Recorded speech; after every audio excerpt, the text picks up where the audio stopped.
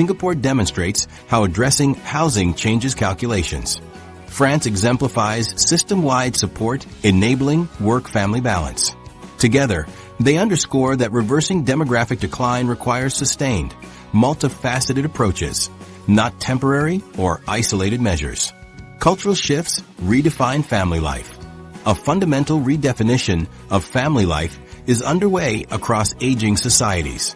In Japan, 38% of adults aged 18 to 34 report prioritizing personal hobbies and travel over marriage or children, triple the rate from 2000. Surveys show young South Koreans spending more monthly on language classes and fitness memberships than savings for future families. Italian census data reveals adults under 40 allocate 22% of income to leisure activities compared to just 8% for child-related expenses.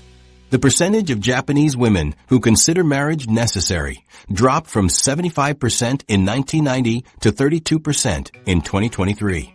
These shifts reflect a profound reshaping of life priorities, where traditional milestones like marriage and parenthood are no longer central.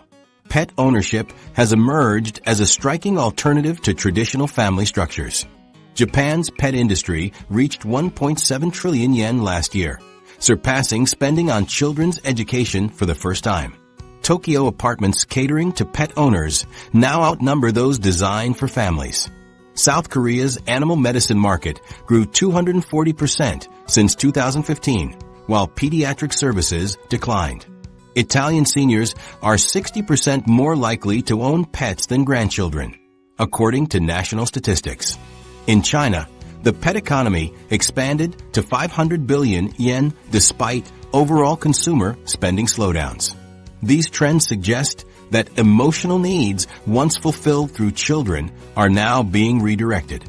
In Seoul, luxury pet strollers costing 1.5 million Korean won sell faster than baby carriages, a vivid symbol of this cultural shift. Single-person households dominate urban landscapes, reshaping how cities are designed and lived in. Tokyo wards report 48% of residences contain just one occupant, up from 20% in 1990. South Korea's one-person households now comprise 40% of all homes, prompting the construction of tiny housing units under 200 square feet. Italian single dwellers spend 35% more on food delivery than families, a market worth 3 billion euros annually. Even in family-oriented China, 26% of urban millennials live alone, triple the rate of their parents' generation. Moscow's housing data shows studios outselling two-bedroom units 3 to 1 among buyers under 35. Developers are responding to these trends, with Japanese builders now constructing 7 single-occupancy units for every traditional family apartment. Digital relationships are filling spaces once occupied by physical connections. Over 3,000 Japanese men hold official marriages with virtual anime characters through specialized apps. South Korea's mini-room craze sees young adults curating elaborate virtual apartments instead of dating, with a platform attracting 8 million monthly users. Italian psychiatrists report 15% of single patients under 40 prefer AI chatbots to human interaction. In China, love replacement services rent out virtual partners for texting and video calls, generating 2 billion yen last year. Russian gaming platforms add romantic storylines, with 45% of female players under 30 preferring in-game relationships to real ones.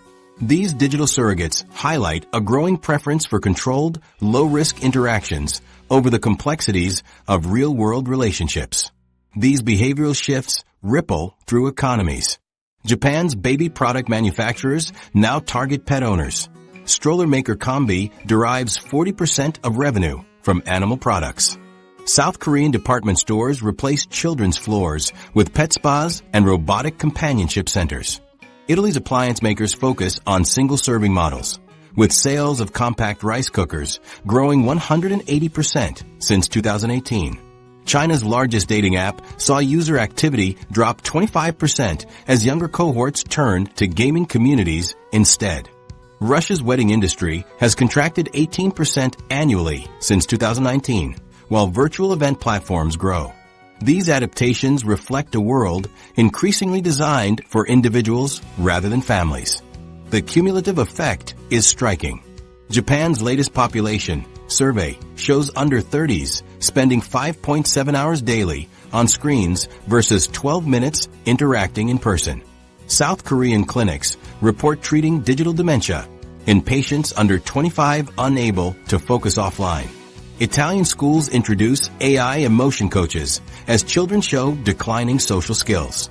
China's youth unemployment crisis worsens as applicants prefer virtual internships to real workplaces. Russia's military notes recruits struggle with teamwork after years of isolated gaming. These data points suggest societies are reorganizing around individualism, with profound demographic implications. As traditional family structures fade, what will replace them? Will societies adapt to shrinking populations, or will new forms of connection emerge to fill the void? The answers may redefine what it means to belong in the 21st century.